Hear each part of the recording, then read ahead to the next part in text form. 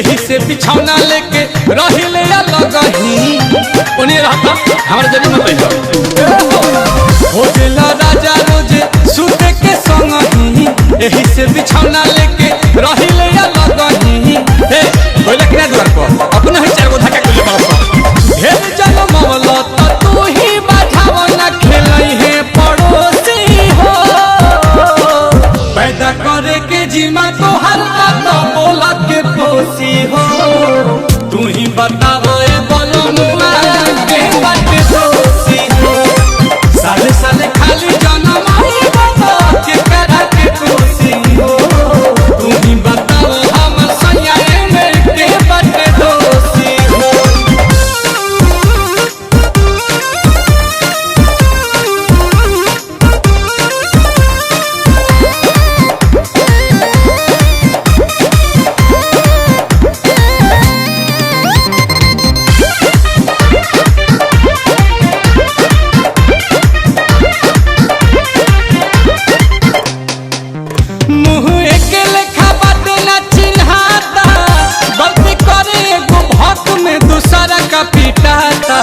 दुल्हन के रंग रूप वेशभूषा एक लेखा भइल बा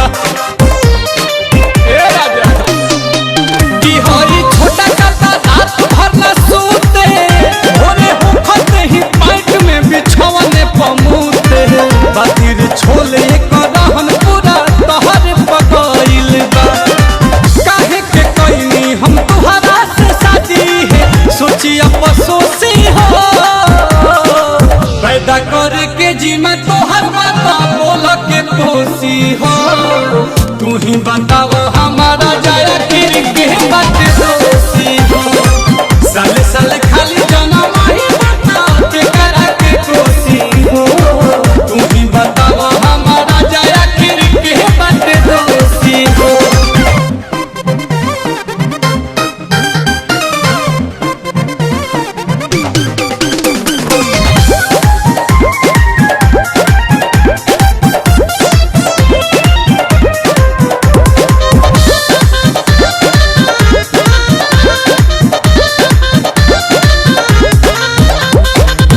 घरे रहता मरद के कल्याण के बड़ा काम के न काज के तू दुश्मन अनाज के ए नील कमल आशुतोष बानी किस्मत के झोंकत हो कि एगो माने ता तू सारा का चिल्लाला अति सारा का तो दिन भर में 3 बेर भूखाला दुआरा पर काहे एगो लग हर तू गाय न खरा खत हो के पियावे में बिजी तक खाना परोसी हो पैदा करे के जीमा तो हर बात बोला के पोसी हो तू ही बताओ ए बोलो मुआ के बात दोषी हो साले साले खाली जन्म आई बाबा के करा के पोसी हो तू ही बताओ हम सैया में के बात दोषी हो आज के बाद 3 गो तहार 2 गो हमार।